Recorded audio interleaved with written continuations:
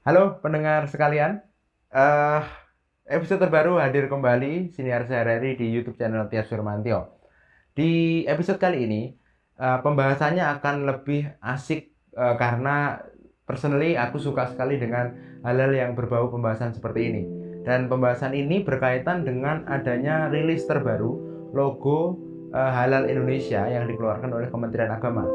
Nah, sebenarnya aku nggak akan ngebahas soal detail dari logo ini, soal prinsip-prinsip penulisan huruf kaligrafinya. Tapi aku mau ngebahas soal berbagai macam jenis logo dari pemerintahan, dari instansi, dan soal branding yang sering dilakukan oleh berbagai macam instansi dan juga institusi. Uh, yang ada yang fail, ada yang berhasil. Nah, sebenarnya apa kunci untuk fail dan apa kunci untuk berhasil? Nanti kita akan bahas bareng dan semoga dengan pembahasan kali ini kalian dapat cakrawala pengetahuan yang baru. Dan kalau kalian punya komentar soal logo-logo yang dikeluarkan oleh pemerintah kita, silahkan drop komentar di kolom komentar di bawah. Terima kasih dan selamat mendengarkan.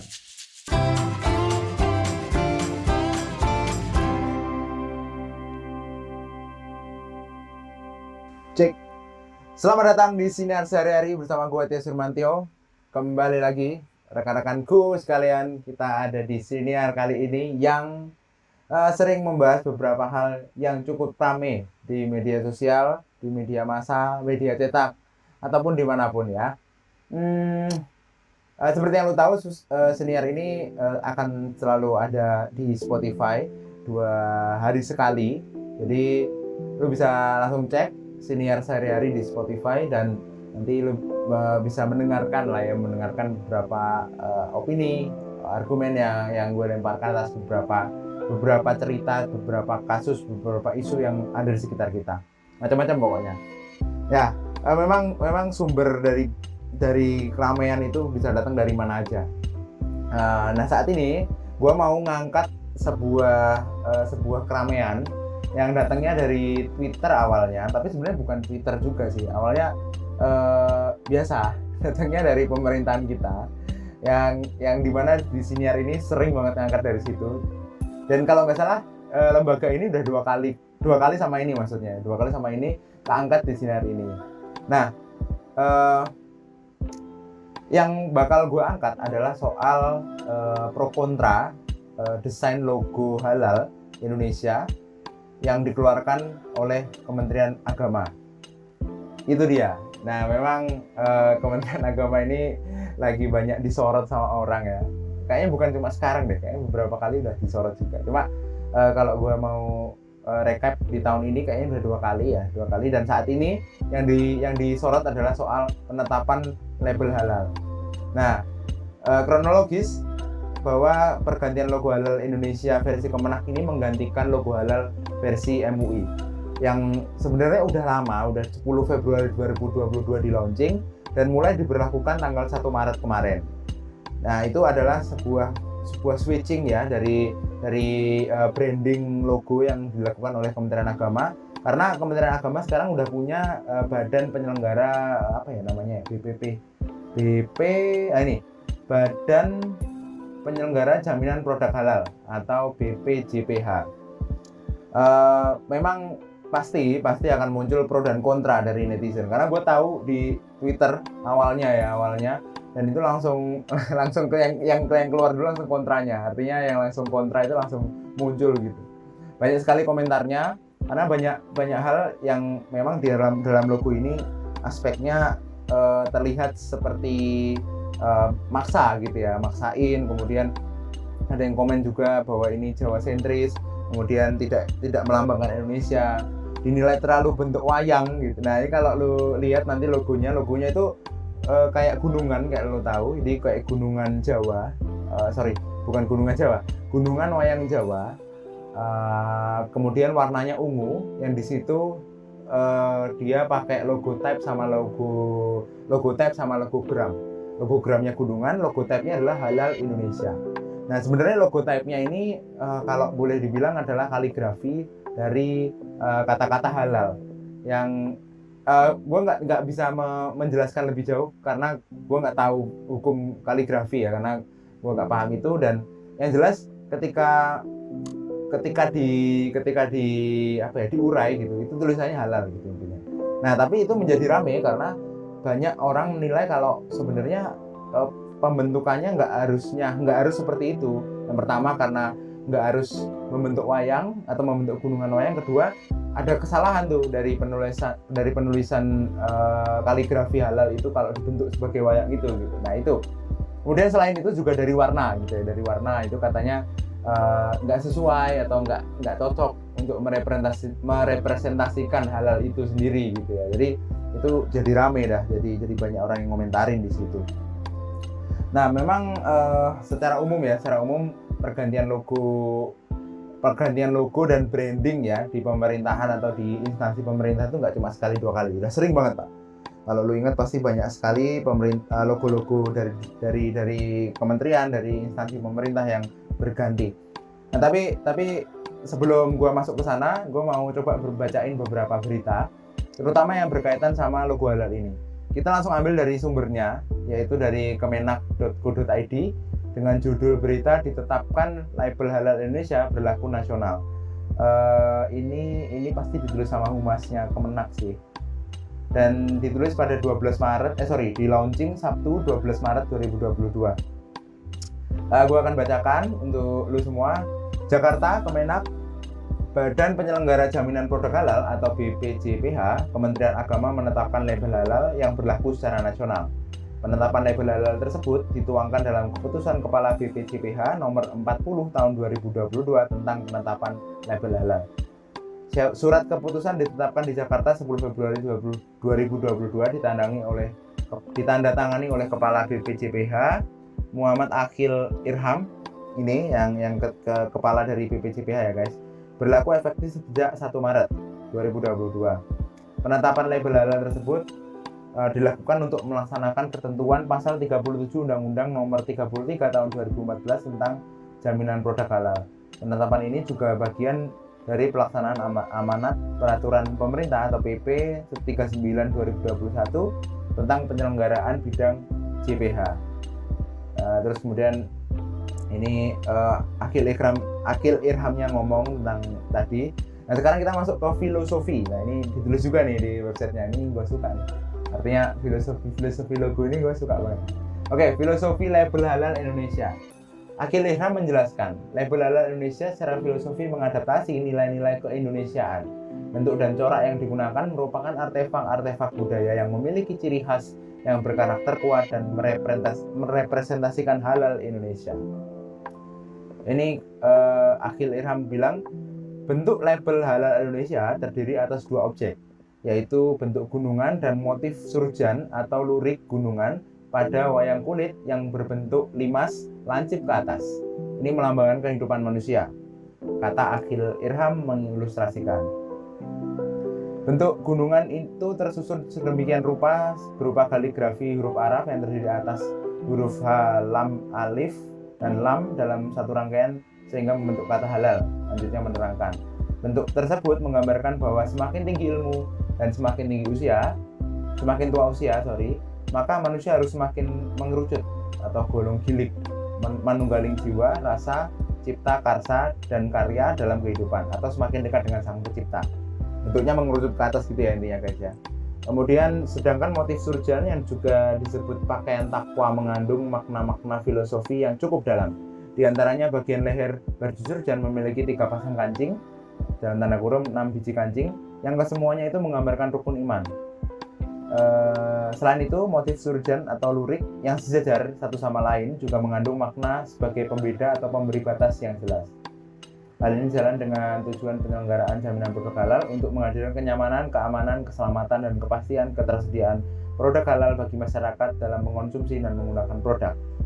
Akhil Irham menambahkan bahwa label halal Indonesia menggunakan ungu sebagai warna utama label dan hijau toska sebagai warna sekundernya. Hijau toska? Bentar. Ada ya? Bentar kita ke situ ya. Ungu adalah warna utama label halal. Warna ungu merepresentasikan makna keimanan, kesatuan lahir dan batin, dan daya imajinasi. Sedangkan warna sekundernya atau hijau toska mewakili makna kebijaksanaan, stabilitas, dan ketenangan. Wajib dicantumkan. Jadi Sekretaris BPJH Muhammad Arfi Hatim menjelaskan bahwa label halal berlaku secara nasional. Label ini sekaligus menjadi tanda sebuah produk terjamin kehalalannya dan memiliki sertifikat halal yang diterbitkan oleh BPJPH. Karena itu, pencantuman label halal Indonesia wajib dilakukan pada kemasan produk, bagian tertentu dari produk, dan atau tempat tertentu pada produk. Oke. Sebagai penanda kehalalan suatu produk, maka pencantuman label halal harus mudah dilihat dan dibaca oleh masyarakat dan konsumen. Pencantuman label halal juga dipastikan tidak mudah dihapus, dilepas, dirusak, dan dilaksanakan sesuai ketentuan. Ini kata-katanya. Oke, udah. Nah, terakhir ini adalah komponen dan kode warna label halal. Sama masih, jadi Sekretaris BPJPH menambahkan label halal terdiri dari 2 komponen, yaitu logogram sama logotype, seperti yang gue omongin di depan tadi. Logogram berupa gunungan dan motif surjan, sedangkan logotype berupa tulisan halal Indonesia yang berada di bawah bentuk gunungan dan motif surjan tersebut ya. Jadi pengaplikasian kedua komponen ini nggak boleh dipisah, nggak boleh cuma gunungannya doang, nggak boleh cuma tulisan halal Indonesia. Secara detail, warna ungu label halal Indonesia memiliki kode warna Pantone sekian. Ini 670075 dan Pantone-nya 2612C. Sedangkan warna sekunder hijau Tosca memiliki kode warna A3DC 3A3, Pantone-nya 15-5718TPX. Nah, ini sebuah kode baku ya, teman-teman ya. Jadi sebuah logo atau sebuah brand pasti punya kode baku, baik kode warna maupun Pantone-nya. Dan ini yang digunakan oleh label logo halal Indonesia menurut Kementerian Agama. Nah, ini untuk teknis penggunaannya ada di website info penting ya. Ini coba gua buka, mana ya? Gua nggak nemuin hijau Tosca masalahnya. Yang gue tahu cuma warna ini doang. Yang gue tahu cuma warna yang ungunya doang. Sebentar. Mana ya? Perbaikan sertifikat halal bukan mana logo ya? Bentar, gue akan lihat dulu implementasi logo halalnya. Tapi anyways, sembari gue mencari, jadi ketika informasi ini dilempar nih atau dirilis ke masyarakat, langsung rame Pak, langsung direspon gitu ya oleh kebanyakan orang. Ya tadi di awal ada banyak yang bilang terlalu maksa, ada yang bilang terlalu Jawa sentris, ada yang bilang kalau nggak merepresentasikan halalnya itu sendiri dan macam-macam. Nah, di situ di samping itu narasi newsroom itu juga melakukan biasa mereka meliput pendapat dari masyarakat, pendapat dari beberapa orang, dan kebetulan yang diwawancara adalah dari pihak yang mengerti desain sama dosen seni gitu ya. Dan pendapatnya uniknya berbeda ternyata. Pendapatnya ada yang bilang sebenarnya itu bagus, cuma sayangnya ketermudahan untuk dibaca atau dipahami jadi sulit gitu ya. Jadi menurun. Tapi sebaliknya dari pihak seberang atau dari pihak yang lain itu ada komentar bahwa ini sebuah langkah yang berani, di mana pemerintah berani mengeluarkan sebuah pembaruan gitu yang anti mainstream, yang dimana di situ akan mendatangkan banyak potensi, nah gitu ya, banyak potensi tapi juga banyak risiko yang akan datang. Itu kalau dari narasi newsroom ya. Nah, nanti gue akan coba cek kira-kira logo halalnya itu aplikasinya seperti apa. Gue belum nemu. Nanti akan gue update kalau ada update ya. Nah, tapi saat ini yang mau gue omongin sebenarnya bukan spesifik ke prinsip-prinsip agama atau prinsip-prinsip akidah dan lain-lain untuk logo halal ini, tapi justru ke prinsip desain grafis gitu ya, prinsip desain grafis. Kenapa? Karena gue punya ketertarikan besar ke desain grafis, ke branding, dan beberapa aktivitas marketing. Jadi sedikit punya sense untuk untuk menganalisa itulah ya. Dan memang setelah gue lihat-lihat, setelah gue baca-baca,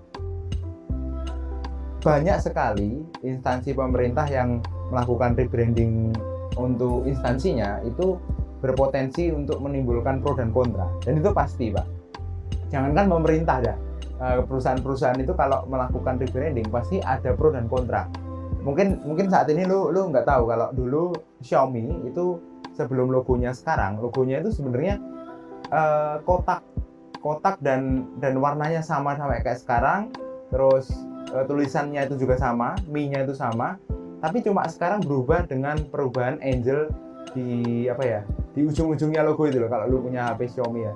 Nah itu sebenarnya perubahan logo yang tidak terlalu besar, cuma dilakukan, dan artinya artinya Xiaomi punya maksud tersendiri gitu kan, dan yang mungkin nggak kita tangkap. Nah ini kasus seperti ini sering muncul di perubahan logo pemerintah juga gitu ya. Jadi seperti yang gue bilang, nggak cuma sekali ini perubahan logo dilakukan oleh instansi pemerintah, dan hal itu menimbulkan pro dan kontra dari kita, dari masyarakat, dan dari banyak netizen gitu ya. Apalagi sekarang arus informasi sangat kencang kan, kita bisa dapat arus informasi dari mana aja. Nah, gue akan rekap beberapa kementerian atau instansi yang pernah mengganti logo desainnya gitu ya. Dan ini gue ambil dari CNN. Di situ kalau lu ingat pada tahun 2019, iya nggak ya? Iya kayaknya mulai 2019 ya, mulai gencar ya. Jadi ada banyak sekali kementerian yang melakukan redesign logo atau mengganti logo, terutama di era Presiden Jokowi. Nah, kementerian yang ganti logo itu kebanyakan ada yang beda banget, ada yang mepet-mepet masih sama gitu lah ya. Nah, yang pertama, kalau lu ingat, pertama yang mengganti logonya adalah Kementerian Pariwisata dan Ekonomi Kreatif. Mereka ganti logo nih Pak sebenarnya. Kalau lu nggak ya. Nah, jadi waktu Pak Wisnu Tama ya, belum Pak Sandiaga Uno. Mereka ganti logo. Yang kedua adalah Kementerian Perdagangan. Kalau ini waktu Pak Muhammad Lutfi, ini juga kementerian lagi rame sekarang kan karena minyak goreng itu. Cuma mereka kemarin juga sempat ganti logo, dan menurut gua logonya bagus ketika diluncur di Trade Expo Indonesia Digital Edition pada Oktober kemarin ya, Oktober 2021. Nah, kemudian yang ketiga adalah ada Kementerian BUMN. Nah ini pasti semua udah ngelihat logo barunya ya, logo biru Tosca plus biru tua. Nah itu sangat nempel warnanya itu kayak gitu. Secara umum mereka mengganti hampir seluruhnya, kayaknya hampir seluruh bentuk itu diganti, beda dengan bentuk yang sebelumnya, walaupun bentuknya logo type digabungin sama logogram ya, jadi bisa dipakai dua-duanya. Berikutnya adalah Kementerian Kelautan dan Perikanan. Nah ini rame nih kemarin kalau lo ingat, jadi nanti gue cerita di belakang deh. Intinya Kementerian Kelautan dan Perikanan juga mengganti ini, tapi bukan waktu siapa namanya yang ketangkep korupsi itu, Pak Edi ya, bukan waktu Pak Edi, tapi waktu Pak Sakti Wahyu Trenggono yang menjabat sebagai menterinya, diganti. Kemudian terakhir adalah Kementerian Koperasi dan UKM. Nah ini juga mengganti logonya. Logo itu diganti semuanya, dan secara pribadi gue mengapresiasi beberapa pergantian logo, tapi juga menyayangkan beberapa penggantian logo. Menyayangkan bukan karena ini jelek atau apa ya, atau menyayangkan bukan karena ketika dia ganti logo maknanya jadi turun, tapi karena cenderung nggak ada bedanya sama logo sebelumnya. Nah nanti kita berikutnya gue juga akan bawa lu ke beberapa pro kontra pergantian logo atau pergantian brand ya di pemerintah yang sempat gue rekap, yang sempat gue rangkum lah ya. Yang pertama yang tadi gue sebut di depan, yaitu Kementerian KKP atau Kementerian Kelautan dan Perikanan. Sebenarnya ini sekarang kalau lu lihat di websitenya, atau kalau lu punya tempat tinggal atau tempat kerja yang dekat sama Kementerian Kelautan dan Perikanan, logo yang mereka pakai sekarang itu logo revisi kedua sebenarnya. Logo pertama atau logo setelah logo barunya, logo lamanya maaf, itu sebenarnya logo yang diindikasi ada plagiarisme di sana. Nah itu. Jadi ada orang yang nemu kesamaan logo baru KKP, Kementerian KKP, dengan logo yang ada di sebuah produk perusahaan dari Jerman. Namanya kalau nggak salah ONG SYS. Jadi ONGIS lah, nggak tahu ini bacanya gimana. ONGSYS gitu. Nah, sama persis secara lingkaran. Kemudian ditempel lambang Garuda gitu intinya.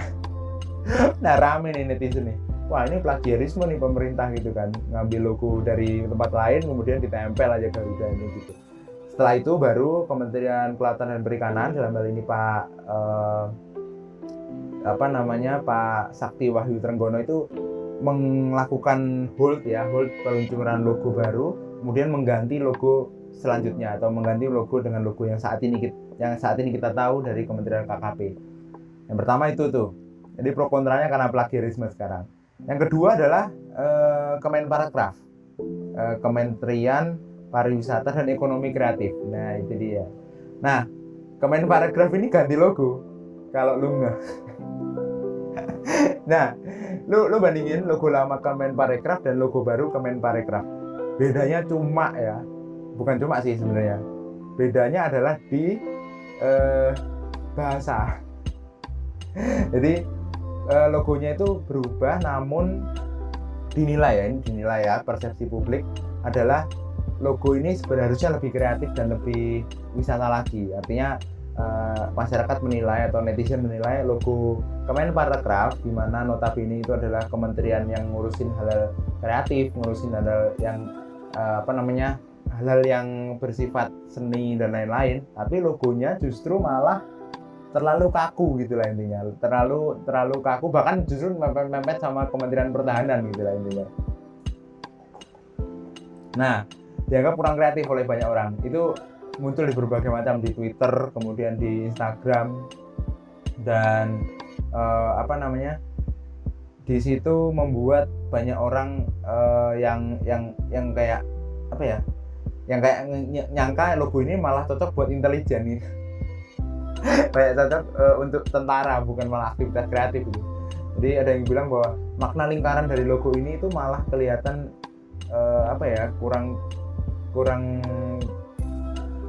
kurang bebas, kreativitasnya jadi terkekang gitu, terlalu kaku dan terlalu nggak cocok gitu ya intinya gitu. Mungkin dari pihak Kemenparekraf punya filosofi tersendiri, tapi sikap masyarakat atau pendapat masyarakat terhadap logo tersebut adalah seperti itu. Berikutnya adalah logo Kementerian Pertahanan. Nah, ini juga lucu ini. Ini logo Kementerian Pertahanan sebenarnya nggak terlalu banyak komplain atau tidak terlalu banyak masyarakat yang mengkomplain logo ini. Cuma kebanyakan bilang kalau logo ini nggak ada bedanya atau bedanya sedikit sekali dengan logo yang lama. Walaupun kalau gue rasa ini lebih bagus sih, lebih oke daripada logo yang lama karena logonya lebih kuat gitu. Karena ya kembali lagi dia Kementerian Pertahanan, beda sama Kemenparekraf tadi ya. Kalau tadi harusnya kreatif, sekarang malah justru terlalu kaku gitu. Nah, ini kalau Kementerian Pertahanan lebih cocok menurut gue. Terakhir yang membuat banyak orang muncul kontranya adalah logo Halal Indonesia yang dikeluarin sama Kementerian Agama. Nah, ini jelas ceritanya banyak tadi di depan, dan gue udah jelasin. Banyak orang yang merasa kalau logo ini kok logo nggak melambangkan Indonesia, justru kalau melambangkan Jawa sentris banget. Dan banyak yang bilang latah sebenarnya. Kenapa latah? Karena lu tahu logo G20 itu juga ada gunungannya, kemudian logo apa lagi ya? Ada sih beberapa logo yang dianggap pengen mewakili Indonesia, tapi malah justru lebih ke beberapa suku aja gitu, hanya mewakili misalnya Jawa gitu, dan itu disayangkan oleh banyak orang gitu ya. Nah, sebenarnya di samping keempat logo tadi, pemerintah itu juga sering sekali melakukan launching logo-logo baru ya. Yang paling jelas adalah logo HUT RI ya, itu juga banyak pro kontra, itu jelas. Logo HUT RI terakhir tuh yang kemarin itu banyak yang komen, kok ada logo salibnya, kok ada ini, kok ada itu gitu. Kemudian logo-logo sebelumnya juga, bahkan sejak zaman SBY dulu itu logo-logo HUT RI juga banyak di komplain itu kok nggak kreatif gitu kan. Lu ingat ya, logonya itu paling cuma angka, kemudian ada benderanya, nah benderanya ngulang doang gitu. Mungkin dari situ berubah nih di zamannya Presiden Jokowi. Nah, Selain itu ada logo juga, logo lambang-lambang pemerintah yang lain kayak BRIN gitu ya kemarin. Kemudian logo G20 ini yang mau jalan sekarang. Logo liga juga berubah tuh, kemarin Liga 1 ya. Iya nggak sih? Liga 1 ya? Ya Liga 1 itu juga berubah dan lain-lain. Nah itu sebenarnya hal yang menarik menurut gua. Kenapa? Karena perubahan logo atau perubahan branding dari sebuah instansi atau sebuah lembaga lah ya, sebuah lembaga itu merupakan sebuah hal yang kadang-kadang memang diperlukan gitu. Dan di samping pro kontranya nih, gua nggak mau bahas pro kontranya lebih dalam karena gua merasa nggak punya kapabilitas untuk membahas itu. Tapi yang mau gua bahas adalah prinsip dari branding atau prinsip dari pergantian logo yang sebenarnya juga punya manfaat terhadap eksistensi atau value dari logo tersebut, eksistensi atau value dari lembaga tersebut. Itu yang mau gue bahas di sana. Kenapa? Karena secara prinsip keuntungan dari ganti logo itu ada banyak. Kira-kira ada 3 yang gue tahu. Yang pertama adalah memperkuat identitas dan value dari sebuah brand atau dari sebuah instansi atau sebuah lembaga. Jadi kalau sebuah brand itu ngeluarin sebuah logo, itu artinya dia mau state bahwa ini value perusahaan kita nih, atau ini value dari lembaga kita nih. Kita harus jaga value ini, dan itu akan menggerakkan anggota di dalamnya dan juga mempengaruhi masyarakat di eksternal.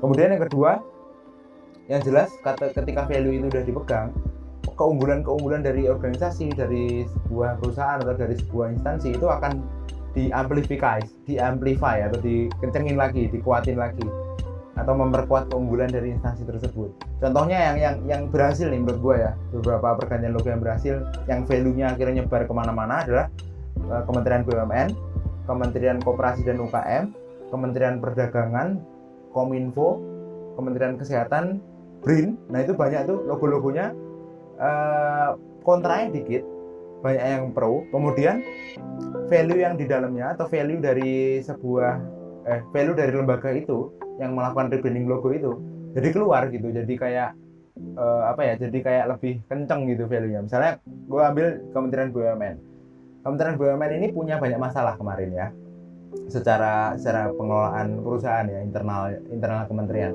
Tapi dengan hadirnya Pak Erick Thohir ini, dia punya visi untuk melakukan banyak transformasi gitu lah ya di Kementerian BUMN dan juga di perusahaan-perusahaan BUMN.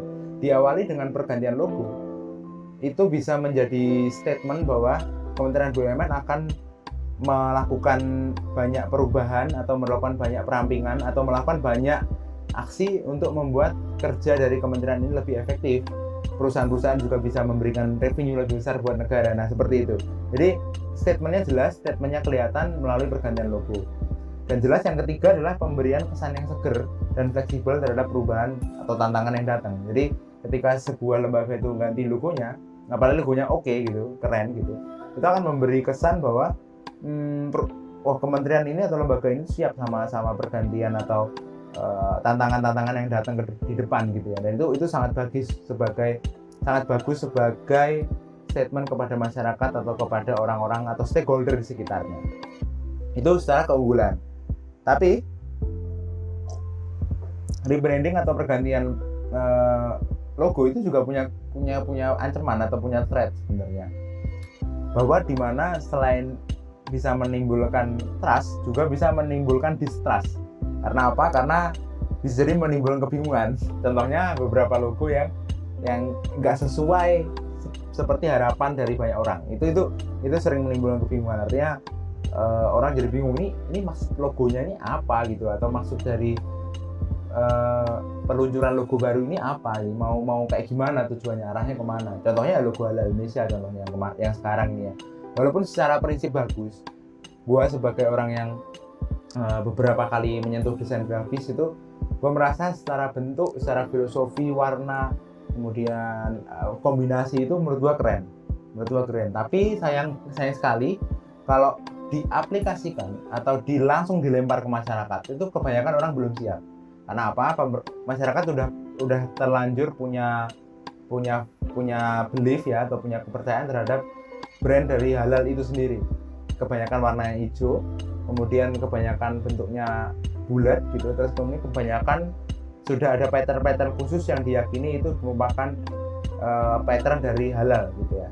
Nah kali ini kan beda tuh, bentuknya beda, warnanya beda, terus susunannya juga beda. Banyak yang mengkhawatirkan ini kayaknya nggak bisa deh. Nah itu kerugian dari ganti logo atau rebranding yang pertama. Yang kedua, kalau tadi keuntungan adalah menguatkan value, nah ini bisa melemahkan internal value yang ada di instansi atau lembaga tertentu, Pak. Justru instansi itu bisa kehilangan value-nya kalau logonya tidak sesuai dengan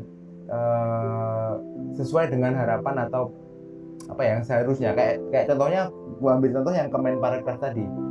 Nah, harusnya itu kreatif gitu kan, harusnya fleksibel, tapi logonya malah rigid, bulat, kaku gitu kan. Dan akhirnya akan membuat orang kehilangan kehilangan sense akan lembaga tersebut atau terhadap instansi tersebut.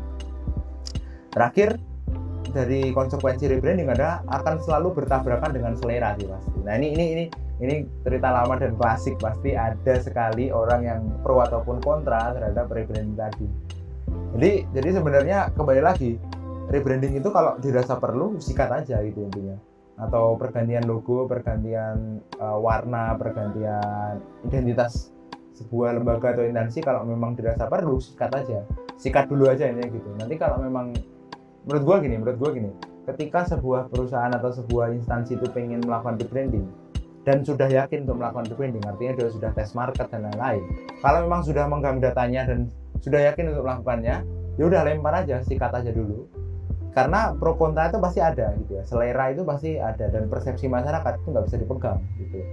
Orang akan merasa pro dan kontra sesuai dengan belief mereka masing-masing gitu coy. Nah kenapa ini gue angkat, karena gue suka gitu, gue suka sama hal-hal yang berbau pergantian logo ini.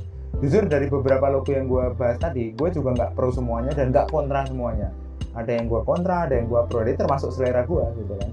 Nah lu juga punya selera pasti. Nah sekarang sebenarnya kalau boleh dibilang nih, logo yang sudah diluncurkan oleh kementerian, oleh lembaga, itu udah tinggal pakai aja gitu. Karena apa? Karena semua pasti tergantung kebiasaan, atau pasti akan terbiasa sendiri dengan sendirinya gitu. Kalau udah nanti logo halal nih, contohnya logo halal Indonesia, kalau udah sering diterapkan, sering disesuaikan dengan kemasan makanan, kemasan produk, pasti lama-lama juga orang akan terbiasa sih pakainya, dan nanti lama-lama juga lupa sih bahwa mereka pernah mereka pernah kontra dengan muncul lagu ini. Yakin gue ada. Oke, mungkin itu aja senior kita pada episode kali ini. Udah panjang juga kita ngomongin soal gitu doang ya.